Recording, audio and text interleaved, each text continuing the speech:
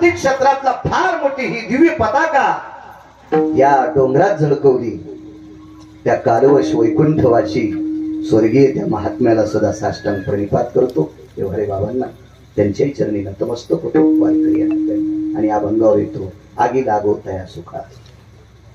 श्रीमंत श्री जगद्गुरु तुकोबाराय म्हणतात की त्या सुखाला आग लागो की जे सुख मला देवाचं नाव घेऊ देत नसेल.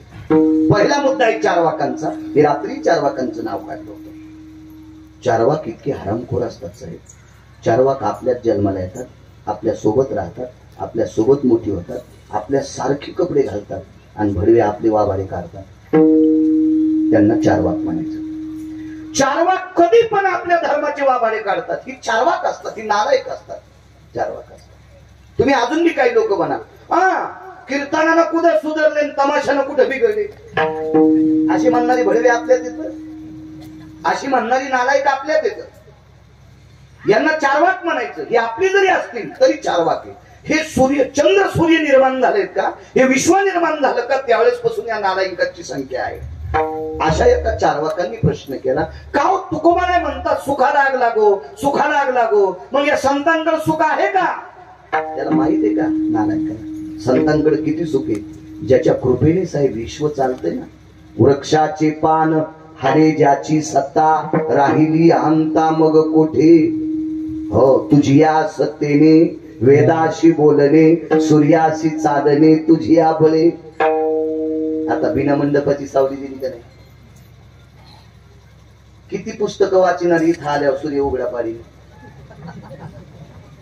किती किती पुस्तकं वाचल्या सूर्य उघडा पाडू शकते. आणि जर ऊन पडल्या माऊली तो करू शकतो सावली? नाही ताकद. ही पंढरपुरातल्या मालकात ताकद आहे, ही काशीतल्या मालकात ताकद आहे, बाकी नाही कोणात ताकद. ही त्यांच्यात ताकद आहे. मग ऊन पाडायची, शिराळ पाडायची, पाऊस पाडायची, गारा पाडायची, कोणात ताकद आहे? त्याच्यात त्याच्यात. तो मोठा किती असेल याचा विचार करा. त्याच्या मोठेपणाचं माप करायला आपल्याकडे तराजू आहे का? नाही. अजून एक मोठेपण सांगू का त्याचं? साध्या भाषेत कळेल, रुचेल, पचेल अशा. जास्त मी अडचणीत हात घालीत नाही, इचू निघत असते. कशाला उगा अडचणीत हात घालायचं? आपलं सोपं बोललं पाहिजे, उगा जास्त काय नाही. तुम्हाला आणि मला किती दिवस वाचवायचे हे ज्याच्या हातात आहे त्याला जगाचा पाप म्हणतात. डॉक्टर साहेब तुम्हाला मान्य करा, एखाद्या पेशंटची परिस्थिती वैद्यकीय क्षेत्रातल्या औषध गोळ्याच्या पलीकडे गेल्याच्या नंतर तुम्हीच सांगतात आता घरी घेऊन जाण, पाहुण्याला बोलवा. हे तुमचेच वाक्य आहेत का? मला याच्याकरता सांगायचंय, काही नालायक लोक एखादा पेशंट गेल्यावर डॉक्टरच्या कॅबिनला गर्दा करते. मी रात्री काल दुपारच्या कीर्तनात, डॉक्टर ही व्यक्ती आजाराचा निदान लावून औषधोपचार करणारी व्यक्ती, देव नाही. वैद्य वाचविती जीवा तरी कोण ध्याती देवा. आयुष्याची मर्यादा संपल्यावर डॉक्टरला जावं लागत नाही का? जावं लागते. हे तितकंच खरंय. मग तुम्हाला आणि मला इथं किती दिवस ठेवायचं हे ज्याच्या हातात आहे त्याला जगाचा बापच म्हणावं लागेल ना, विश्वाचा मालक म्हणावं लागेल. विश्वाचा मालक. याच्याही पलीकडे सांगू का तुम्हाला? श्रीमंत किती करायचं, भिकारी किती करायचं हे पण त्याच्याच हातात आहे. येन प्रारब्धो वयो याती ललाटम प्रपटलेषु अर्थे यत् संपने जायतो भनंगाम भनंगा भनंगा यच्चायते पांतस्ता. भनंग म्हणजे भिकारी, राम म्हणजे राजा. राजा करायचंय, भिकारी करायचंय. ललाट प्राप्तो यच्चायते सकला तुम हस्ते शिक्रिया नाम. या सगळ्या गोष्टी त्याच्याकडे येतात. म्हणजे भिकारी करायचंय त्याच्याच हातात, श्रीमंत करायचं त्याच्या हातात, राजा करायचं त्याच्या हातात. वाचित कोण नाही हो. तुमच्या सोबत जितके विद्यार्थी होते तितके डॉक्टर झालेच का? तुम्ही जितके गायनाच्या परीक्षेत बसले तितके विशारद झालेच का? लय मशी सांभाळायलेत ना. माना लागेल का नाही? याच्यासाठी कृपा लागेल का नाही तुम्हाला? ठीक आहे, तुमच्या वंशाची कृपा असेल, प्रांताची कृपा असेल, परिसराची कृपा असेल, साधू संतांची कृपा असेल, मग त्यांच्यावर नव्हती ना. सगळे शिक्षक झाले झाले तुमच्या बरोबरचे नाही. कितीतरी ट्रॅक्टरला गिरीस घालायले. हे कोणाच्या हातात आहे माहिती? त्याच्या हातात.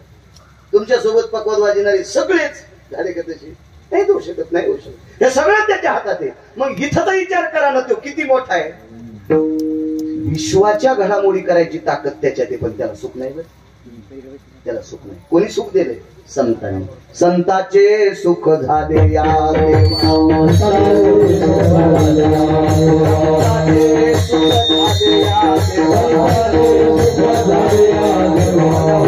सेवा करे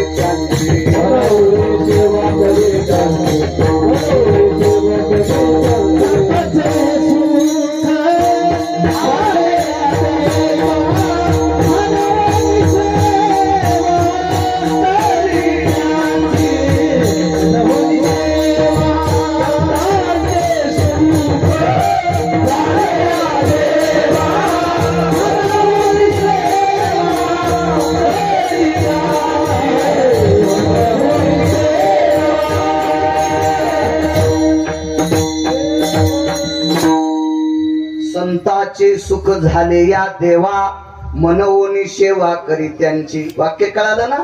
देवाला संतांकडनं सुख प्राप्त झाले आणि फुकट नकोय म्हणून सेवा करते. सोपं उदाहरण सांगतो, कळेल रुचेल. तुम्ही आले म्हणून चोंबाळीत नाही. गुरुजी माहिती आहे ना, माझा अपघात झाल्यापासून कुठे जातोय? साहेबांच्या हॉस्पिटलमध्ये. किती माझ्या शरीरावर चर्या केली, चर्या तुम्ही. पण तुम्ही जर म्हणले महाराज माझं गेट सांभाळा बरं घंटाच, तर किती धुनकुट येईल मला. वाची खोटं बोलायला होत्या. किती मिरच्या लागत्या गिरगावच्या बाळ्याला. डॉक्टर साहेब मला गेटवर राय म्हणले. गेली असेल चर्चा. मला का दुसरे डॉक्टर नव्हते का? ही हिंमत द्यायची, ते मला गेट सांभाळ म्हणले. गिरगावच्या बाळ्याला पण धुनकुट येते.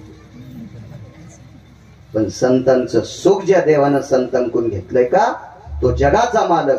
दत्त चोपदारी कधी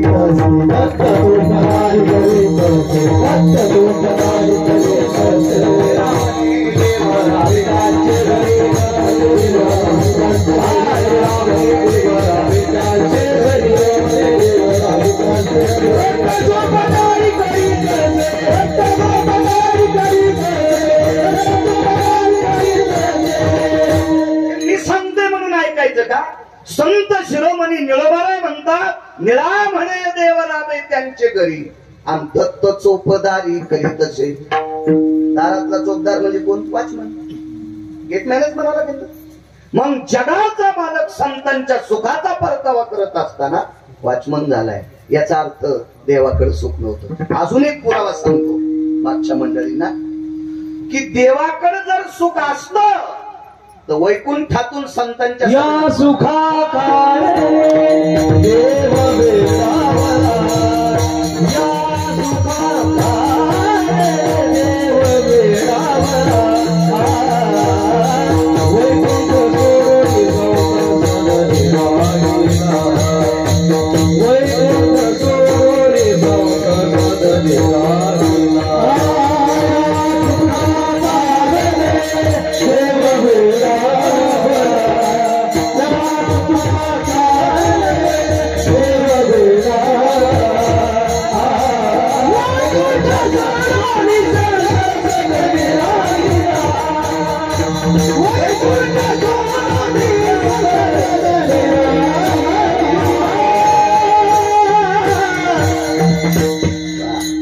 सहज नाव विसरलं.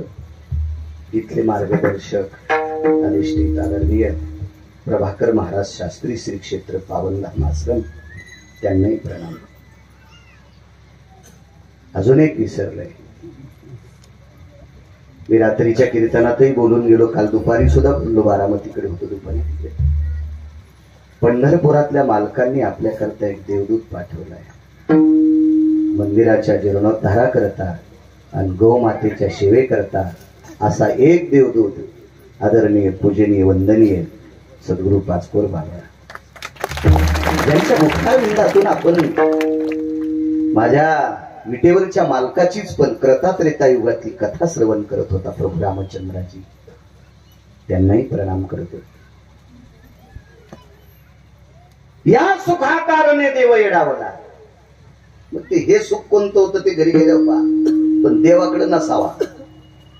या सुखाकारणे देव वेडावला आणि वैकुंठ सोडून संत सदनी राहिला. बरं, संतांकडे सुख घेत असताना संतांची घर तरी कोणती चांगली होती? आता त्यांच्या अभंगावर आम्ही कीर्तन करून घर बांधले, असे घर त्याला नव्हते.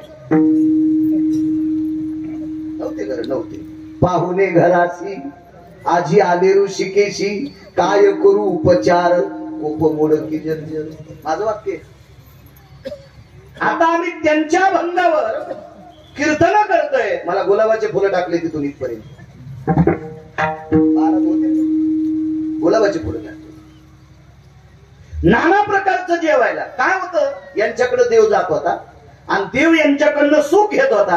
त्यांची इथं खाना काय होतं, दरदरीत पाण्या, माझी रांधील्या कन्या. महाराष्ट्रात एखादं घर असेल का त्याची इथं पानपुडा नसेल? इकडे घ्यायचं काम नाही ना. सक्रातीला ह्याची कुणी केलं द्यायला. आता तुम्हाला सांगतो, भांडे घासायच्या घासणे इकडे घ्यायचं काम नाही. आमच्या इथं संक्रांतीला इतक्या शॅम्पूच्या पुढे आल्या की आम्ही गाडी पण शॅम्पूच्या पुढे नेत होतो. काही दिवसाला यायनं गहू ज्वारी गॅस वाटावं म्हणजे बस झालं. बाळाला पुन्हा ताण नाही.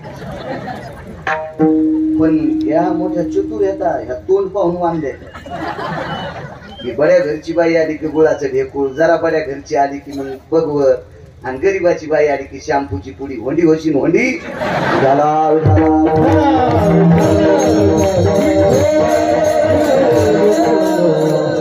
पंक्तीत आणि वानात. वान म्हणजे दान. पंक्तीत आणि दानात जो पक्षभेद करीत असतो, त्या बाईला पाल व्हावं लागतंय. येन दातृत्वाम भयस्थितो शंका भय व्याप्तेषु आगा केहाम यज्जायते भक्षन्ति कीटका नैवं गिरगावकर लिखितम. गेह म्हणजे घराच्या भिंतीवर सरपटणारे प्राणी. त्याचे पुढचे 2 श्लोक राहिले, असू द्या, जाऊ द्या, ते तुम्ही घरी गेल्यावर पहा. आणि भक्षन्ति कीटका, पालच. मग किडे खाणाऱ्याच्या कुळात जावं लागते. चुका करायची नाही माझ्या माहिती. कशाला कीर्तन ऐकायचे? आपल्या चुका दुरुस्त करण्यासाठी कीर्तन ऐकायचे. काय सांगत होतो? सुख सुख कन्या होत्या हो, खाला कन्या. पानपुड्याचा विषय सांगत होतो. तर तुकोबारायच्या घरी पंढरपुरातला मालक जेवल्याच्या नंतर तुकोबारायने नमस्कार करून देवाला सांगाव, देवा मी दुर्बळ आहे रे, मी गरीब आहे रे, मी गरीब आहे. तुला सुपारी देऊ शकत नाही, विलायची देऊ शकत नाही, लवंग देऊ शकत नाही. मुख शुद्धी तुळशी दळ, तुका म्हणे मी दुर्बळ. मग इतकी नाजूक परिस्थिती तरी पण यांच्याकडे सुख होतं देवाला देण्यासाठी. नामदेवरायच्या घराची भौतिक श्रीमंतीत एकनाथ महाराजांचं घर जर सोडलं तर बाकी सगळ्या संतांची घरं साधी होती. केळीवरी नारळी घर चंद्रमोळी, जाणत शियाळी नामयाची. काय एक घर, वारा पाणी मुसळधारा, वारा पाणी मुसळधारा, तेने मोडीले छपरा, तेने मोडीले छपरा. तरी पण जगाच्या मालकाला सुख देण्याची ताकद त्यांच्यात. चारवाकांचं थोत्तर बंद झालं. इथपर्यंत आलतो नाही. चारवाक विचारित होते की तुकोबाराय म्हणतात सुखाला आग लागो. मग यांच्याकडे सुख आहे का? भंगिऱ्या सुख इतकं आहे. सुख अजून संपलंच नाही म्हणून पंढरपुरातला मालक खाली आहे. आणि जर सुख संपलं असतं तर वरी गेला असता. अजून सुख आहे. ते इतकं सुख आहे, इतकं सुख आहे की अजून देवाला पण कळालं नाही संतांकडे सुख आहे. म्हणून डोक्यातलं काढून टाका, संतांकडे सुख असेल का नसेल. अप्रतिम सुख आहे. अपांपती निरजा येते, अभ्राम रपटले शिदया, धरा यज्जा येते क्रिया, सर्व शाखा भेदीच्या दहा. अपांपती म्हणजे समुद्र, पाणी मोजता येईल. धरा पृथ्वीचं वजन करता येईल. प्रपटल अंबर यालाही मोजता येईल. तरुवा शाखाती भिन्नम हे मोजता येतील. पण संतांचं सुख मोजता येत नाही. इतकं संतांकडे सुख आहे म्हणून ते त्यागू शकतात. संत म्हणून आगी लागो तया सुखा. आता राहिला प्रश्न, तया हा कोण्या सुखा? की जे सुख देवाचं नाव घेऊ देत नाही त्या सुखाला आग लागो, त्या सुखाला आग लागो. उदाहरणार्थ एखादा राजा असेल, आणि राजा रिकाम्या वेळात जर देवाचं भजन करीत नसेल तर त्याच्या सुखाला किंमत नाही. अशा सुखाला आग लागू. मग ऐका पुरावे, तुम्ही मला फक्त आशीर्वाद देत राहा, त्याच्यावर बाळू बोलत राहील विठाला.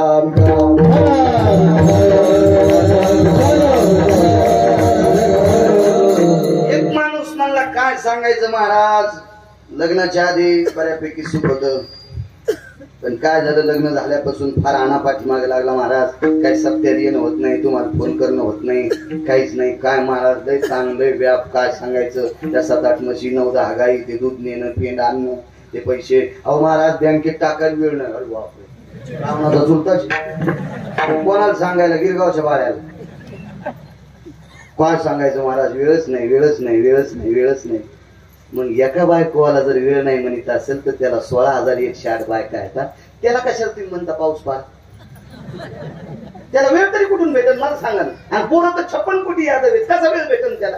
अशी थोडीशी कल्पना केली पाहिजे ना. सगळे बोट दुसऱ्याकडेच नाही दाखवले पाहिजे. कधी एखादा आपल्या डोळ्यात घेतलं पाहिजे ना. आपल्याला एक पप्याची माहिती माणूस म्हणतो वेळ नाही. एकच हाय. आता नसतो मी ना, पप्याची मायच तशी भेटल्या वेळ भेटत नसतो. एकदा घोडी घेतली तुम्हाला माहिती नसतं, तुम्हाला माहिती. घोडी मला नाद होता घोडी. कोणाला बरमुडी घे काही घे, आपण घोडीच घेतली, दुसरा नाद नाही काय. घोडी घेतली, पण त्या घोडी विकणाऱ्याला म्हणलो आम्ही, तुला म्हणलं तितके पैसे देतो, मी कमी करीत नाही, 4-2 हजार रुपये तुला आगाव देतो, पण पहिले दिले तुरीचे, मग नंतर 4-2 दिले ते कीर्तनाचे देते. माणसानं खरंच सांग. पण त्याला म्हणलं मी घोडी बसून पाहिजे. म्हणलं बसा. पहिली चाल, पहिली दवड, महादवड आणि शेवटची 3री चाल जी असती ती 55-45 स्पीडची असती. या 3ही चालीत घोडी बसली. आनंद वाटला. पैशाचं गोठुडं दिलं, घोडी घरी आणली. पण घोडीला 4थी खोड होती माहिती. घोडी बसल्यावर पहिल्या चालीत चालायची, दुसऱ्या चालीत चालायची, 3ऱ्या चालीत 3 चाली असतात, पुन्हा नसली चाल पुन्हा असती माणसं पाडायची. तिला ती याच्यात धरीत नाही. मग मी मस्त घोडीवर बसलो. त्या दिवशी कीर्तन नाही, काय नाही, शेतात गेलो, घडी पाहू लागले. त्याचा वजनातच बाळ आहे. नवीन घोडी आणलेली. नवीन घोडी असल्या माणूस जरा वेगळ्याच वजनात असतं. नवीन घोडी असली की आरशात पायगन पावडर. तुम्ही कोणती घोडी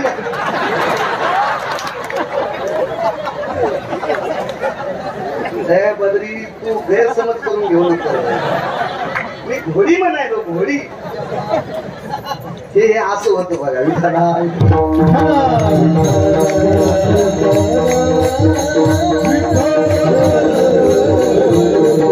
बसलो घोडीवर, आनंद वाटू लागला.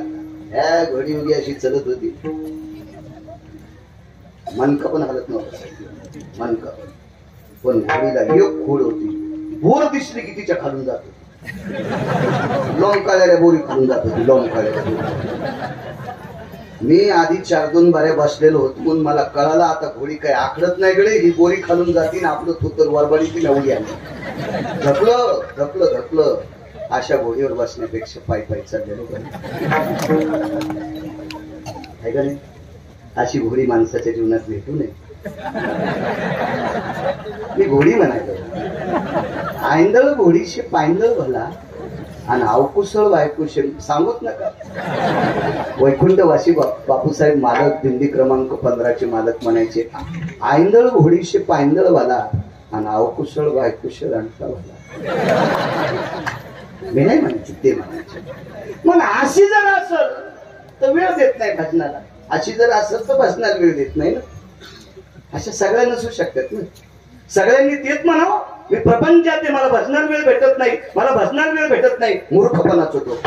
1800 बायका साहेब, 1800 नागरे जर 1800 कशा होत्या. इथं बसलेल्या माझ्या माईंना सांगतोय, त्या 1800 बायकांमुळे तुम्हाला श्रीमंत पदवी मिळाली. ज्या घरी कुलस्त्रिया, राज्य, राणी व संपत्ती, त्या इतक्या अधिकारी होत्या. त्या 1800 पैकी एखादी जर रात्री 1 वाजता उठली ना डॉक्टर साहेब, 1 वाजता उठल्याच्या नंतर पहिला हात तिचा डोक्याच्या पदरावर जायचा. पदर सरकलाय का पडलाय का डोक्यावर, तिचा आचळू सरसावला. आचळू म्हणजे पदर. इतक्या नीती संपन्नीतल्या होत्या. आता राहू द्या, तुला कुठं ऊन लागत नाही. मी त्या सांगायलो 1800, मी तुम्हाला कुठं सांगायलो, मी तुम्हाला नुसतं सांगायलो, तुम्हाला घ्यामध्ये बिघडू तुम्हाला माहिती. आणि जर तुम्हाला आचरणात आणायचं असेल तरी पुराणातल्या 2 गोष्टी सांगतो. देवानं पैसे कोटीनं द्यावा पण उघडे नाही ठेवा. देवानं पैसे अब्जानं द्यावा पण उघडे नाही ठेवा. देवानं पैसे खरवानं द्यावा, जिंच्या पॅन्टीवाल्याला आकडा कळत नाही, फक्त हो म्हणा. निखरवानं द्यावा, पद्म देवा, शंखू देवा. एकावर किती शून्य म्हणजे शंखू.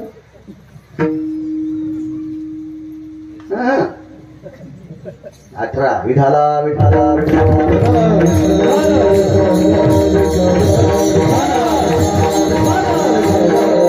इतके पैसे द्यावा पण डायरेक्टच्या पुढून नाही ठेवा.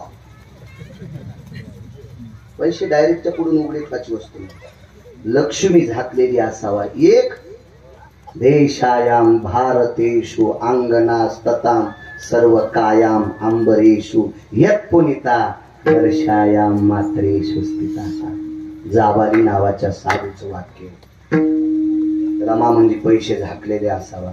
देशायाम भारतेषु कामिना म्हणजे स्त्री. अंगा कायानवरधेषु अंबरा. काया म्हणजे शरीर आणि अंबर म्हणजे वस्त्र. सगळं अंग झाकलेली स्त्री असली की तिला नमस्कार जगदंबा म्हणून करत जावा. पैसे झाकलेले असावा आणि या देशाच्या स्त्रीनं जास्तीत जास्त अंग झाकलेला असावा. हा वारकरी संप्रदायाची, पुराणाची, वेदाची, शास्त्राची, ऋषीची, मुनींची मनोगतातली गोडशी कल्पना. विठाला विठाला.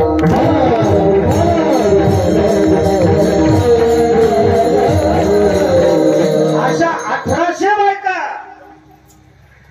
त्या राजाचं नाव महाराज गोपीचंद राजा. आगी दाबत आहे होता, त्याचं नाव होतं गोपीचंद राजा. गोपीचंदाला मुलगा झाला मुक्तचंद. आईचं नाव मैनावती. आगी लागत आहे असं का सांगतोय काय मालकांचा. 1800 बायकापैकी रोज 300 बायका आंघोळ घालीत होत्या.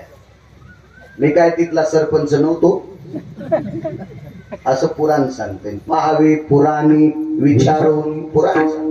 रोज 300 बायका. सनई, चौघडा, सूर, बावनिया चंदनाचा चौरंग, सोन्याच्या फिरक्या, हत्तीच्या दाताचे पाय चौरंगाला. एवढं वैभव होतं त्याचं. त्याचं नाव होतं गोपीचंद. त्रिलोचन राजाचा पुत्र. बापाचं नाव त्रिलोचन, मुलाचं नाव गोपीचंद, त्रिलोचनाच्या नातवाचं नाव मुक्तचंद. त्याच्या पुढचं ऐकायचं का? पण हेच 3 ध्यानात करा. बस झालं. जास्त गोळ्या घेतल्या मला वाटतं रिॲक्शन येत आहे, त्याच्यामुळे बस झाली 3. त्याच्या पुढचं पुन्हा कधी पाहू. असा हा गोपीचंद. पण त्रिलोचन नावाचा राजा निघाला. एके दिवशी गोपीचंदाचं स्नान चालू आहे. आई गोपुरावर होती. गोपूर म्हणजे माडीची पडवी, ज्याला आपण सायवन म्हणतो. खालचं वरचं जेवढे मजले असतील तेवढे. आपल्या आताच्या भाषेमध्ये पोर्च म्हणावं लागेल. पोर्च. पडवीत होते, पोर्च्या सायवानात होते. आणि वरून चौकात आपल्या मुलाचं स्नान आई पाहत होती. सुरसनई चौघडा वाजत होता. काही पत्न्या पाणी घालीत होत्या, काहीने उठणं लावलेलं होतं. काय काय वैभव. या विश्वास संसारात फक्त 9 लोकांचं वर्णन केले, त्याच्यापैकी एक राहू नये. 1 नंबरला संसारात सुख कोणी बघितलं असेल तर त्याचं नाव आहे राजा भरत. त्याचं नाव आहे राजा भरत. याच्या भौतिक श्रीमंतीचं वर्णन पैठणच्या मालकांनी गोडस सुंदर केलंय. कधी जर वेळ भेटला, रिकामा वेळ, तर भंगिऱ्याला चाटिंग करण्यापेक्षा चांगल्या माणसांच्या वयावाची जा. देव तुमचं खूप चांगलं करेल. विठाला विठाला.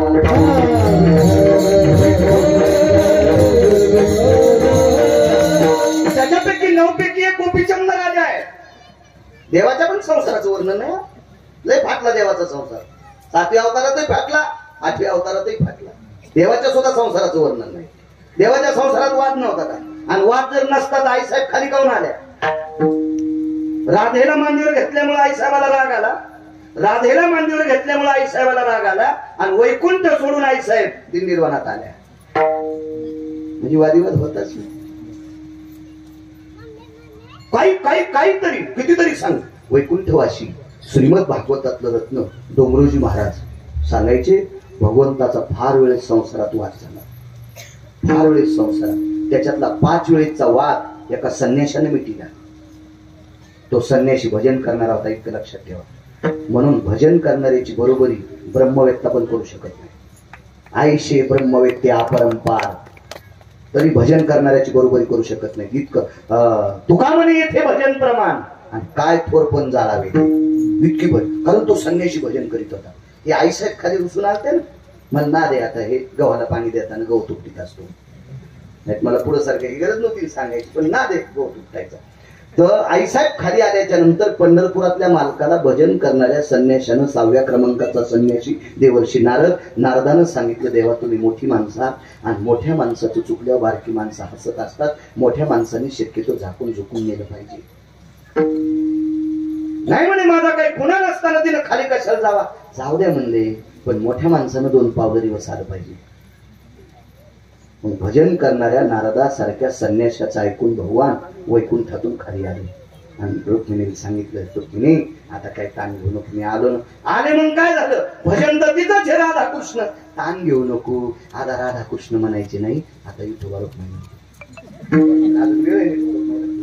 मग सांगा वेळ झाल्या चांगले पत्री इतकं इतकं इतकं इतकं इतकं यावं लागलं का नाही खाली. म्हणजे पती का नाही, कोणती गाठी होत्या का नाही संसारात, पण एका तिळा इतकी गाठ नसणारा संसार गोपीचंदाचा. इतका संसार सुरू. आईला दुःख वाटलं. गोपुरावर लढत होती, डोळ्यातलं ते पाणी एक थेंब असा पाठीवर पडला आणि तेजाब जसं अंगाला लागावं तितकं चटकानी बसती. विस्तू अंगाला लागल्यावर जशी चटकानी बसती, गरम वस्तू अंगाला लागल्याच्या नंतर जशी चटकानी बसती, तितका पाठीवर असा टर टर टर टर टर टर टर फोडत झाला. असा जीव झाला, असं पाहिलं. प्रत्येक पत्नीने सांगितलं आम्ही काहीच नाही. वरी पाहिलं तो गोपुरावर आई होती, आई होती. तेवढ्या पत्न्यांना बाजूला लोटलं, बाजूला लोटलं आणि जिन्यावरनं गोपुरावर पोचले. ओल्या कपड्यानं आईच्या पुढे मांडी घालून राजा बसला. त्या राजाचं नाव होतं गोपीचंद राजा. माय तू का रडतेस, तुझ्याकडे कोणी वामदृष्टीनं पाहिले, एखाद्यानं वाईट जिभीनं तुला एखादा शब्द वापरलाय, आई तुझ्यानं एखाद्यानं कोणी असं वाईट बोट दाखवलंय? नाही रे बाळा, नाही. नाही वाम रसना प्रगल्भेशी, अशी कोणाची रचना प्रगल्भ नाही की त्यांनी मला वाईट म्हणावा. ही ती चक्षुभय व्याप्ती, असे कोणाचे डोळे ताकदवान नाही की ज्यानं तुझ्या आईला वाईट दृष्टीनं पावा. हे ती पारणीर भय जा येते. अरे एखाद्याचा हात असा ताकदवान नाही, पारणी म्हणजे हात, की त्यानं मला त्याच्या हातानं भय दाखवा. असा हात कोणाचा मला अजून सापडलेला नाही.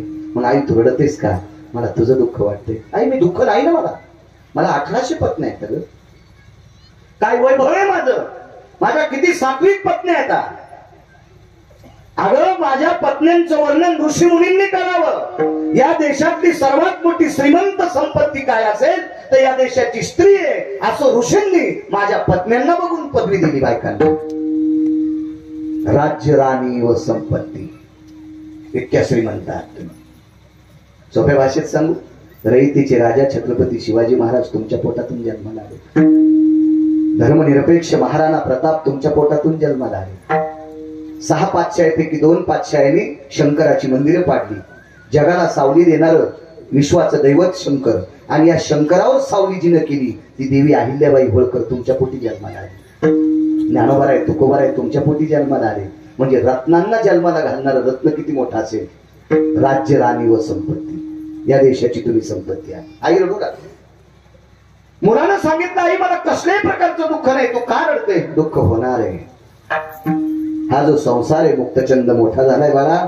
हे 300-300 पत्नी तुला स्नान घालतात, तुझे 2-4 तास याच्यात जातात. याच्यातून आटपलं की तुला जेवायला आहे, तुला नाना प्रकारच्या सोन्याच्या तपकात विडा येतो, तो विडा घेतो, तो विडा खाऊपर्यंत तू इथं थांबतो. आटपल्याच्या नंतर दरबारात जातो, दरबारात नाना प्रकारच्या निष्ठ अनिष्ट म्हणजे चांगल्या वाईट, राजाकडे चांगली लोक येत असतात आणि वाईटही लोक येत असतात. या सगळ्या गोष्टीची चर्यात हे करत असताना याच्यात तुझा बराचसा काळ गेला. आणि हा काळातून बाजूला सरकल्याच्या नंतर तुझ्या डोक्यावर ताण येतो. 1-2 तास त्या ताणासाठी तू अलिप्त असतो. कुठेतरी आटपल्याच्या नंतर रात्रीचं भोजन करतो. रात्रीचं भोजन आटपल्याच्या नंतर पुन्हा तुला निद्रा सजवत असते. भजनासाठी तुझ्याकडे उरलंय काय बाळा? हे किती दिवस करायचंय? किती दिवस? कमरेला फक्त कपडा होता, अंग सगळं उघडं होतं. तोही कपडा वल्ला होता. आणि त्या अवस्थेत आईने उपदेश केला, आणि बाळा आता पुरे झाले, तुझं पुरे झाले. तू मोठ्या आनंदानं देवाला सांगशील, मला एवढ्या बायका होत्या, माझ्याकडे एवढी संपत्ती होती, या सगळ्या गोष्टी होत्या. बाळा तू लहान होतास रे, तू